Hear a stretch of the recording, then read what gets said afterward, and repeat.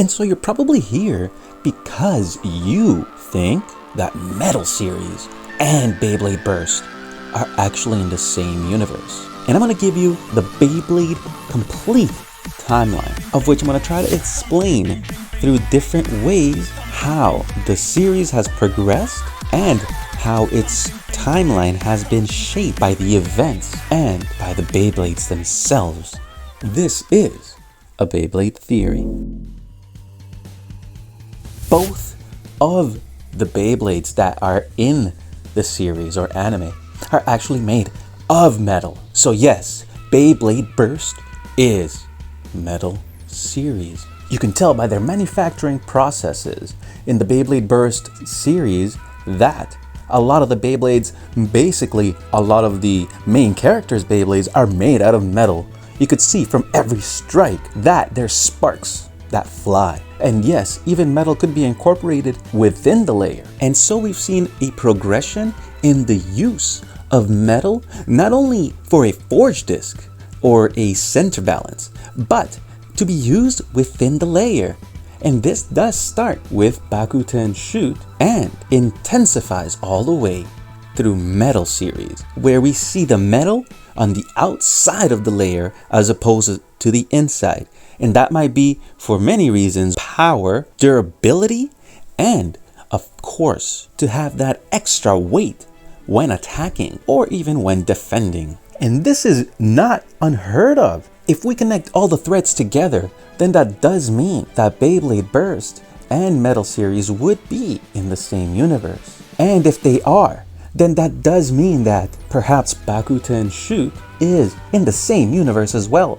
For in Beyblade Burst Turbo, we do see Count Nightfell has Dranzer.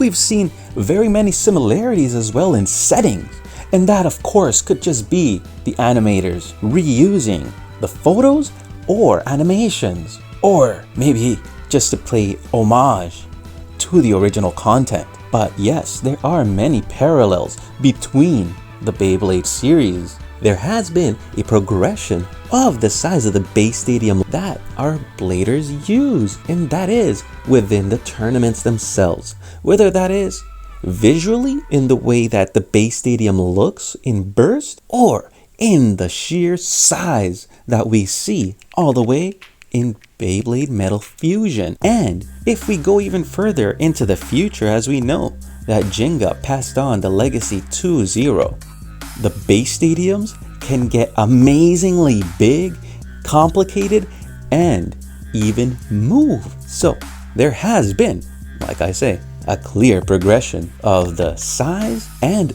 type and use of Beyblade stadiums. Along with what we see in the show, in the manga, we are actually able to see and confirm that Beyblade Bakuten Shoot was actually part of the same Beyblade Burst universe. Like I said, it could just be the writer paying homage to the original source material, or like I said, it could be something more. It could be proof that once again they are connected. I usually believe that animators, creators, and the people involved in making the content for us would not let things go without a purpose. But hey, Beyblade Dad, you say, those bridges don't look exactly the same. What's going on there? To which I respond to you, observant viewer. Well, the reason is maintenance. I think you're right. It's not the same bridge, but it is the same location. We can clearly see that there has been a progression of time, whether it be from one season to another, but that bridge actually gives us a very important clue, a very important time reference clue. You see, bridges actually have a lifespan, and so that means if this is the same location, if we look into the lifespan of a bridge, we may be able to answer as to when exactly these events happened. Bridges have actually a lifespan of 43 to maybe 50 years, so that may give us that time frame from the beginning of one season all the way to the end of the other. But these aren't regular bridges, they are truss bridges.